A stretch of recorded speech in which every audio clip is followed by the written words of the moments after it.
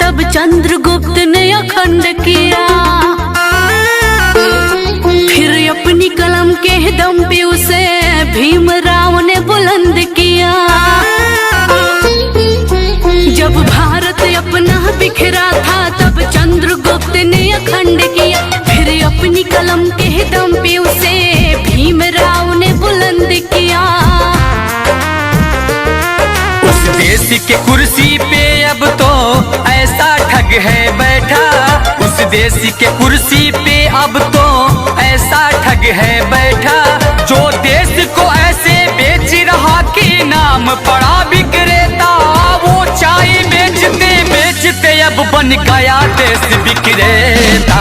आया देश विक्रेता, देखो आया देश विक्रेता, आया देश विक्रेता, देखो आया देश विक्रेता।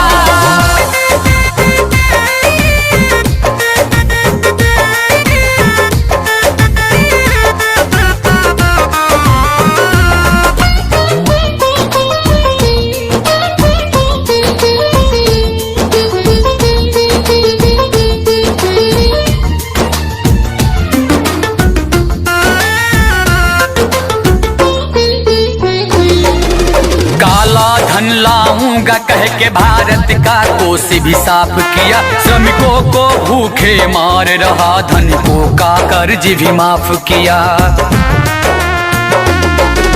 काला धन लाऊंगा कह के भारत का कोष भी साफ किया, श्रमिकों को भूखे मार रहा, धनिकों का कर्ज भी माफ किया, धनिकों का कर्ज भी माफ किया, धनिकों का कर्ज भी माफ किया।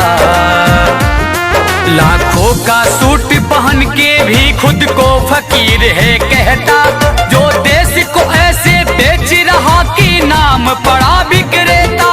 वो चाय बेचते बेचते अब बन गया देश विक्रेता।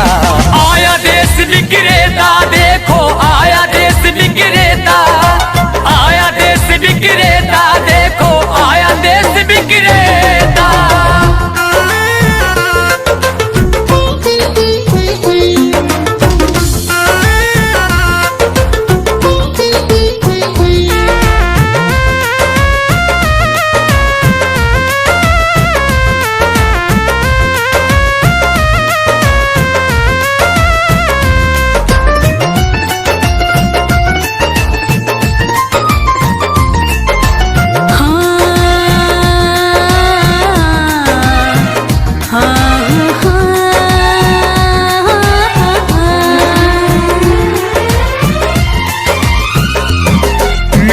तो उसके जूते का कैसा है स्वाद बताती है, जब जब चुनाव हो तब उसको माँ की याद आती है।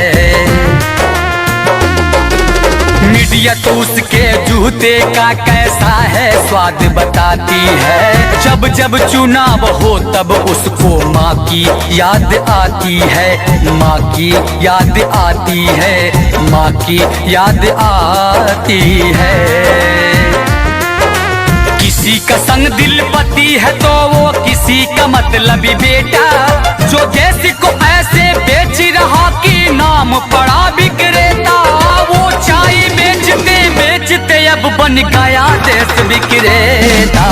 आया देश विक्रेता, देखो आया देश विक्रेता, आया देश विक्रेता, देखो आया देश विक्रेता। जब भारत अपना बिखरा था तब चंद्रगुप्त ने अखंड किया, फिर अपनी कलम के दम पे उसे भीमराव ने बुलंद किया।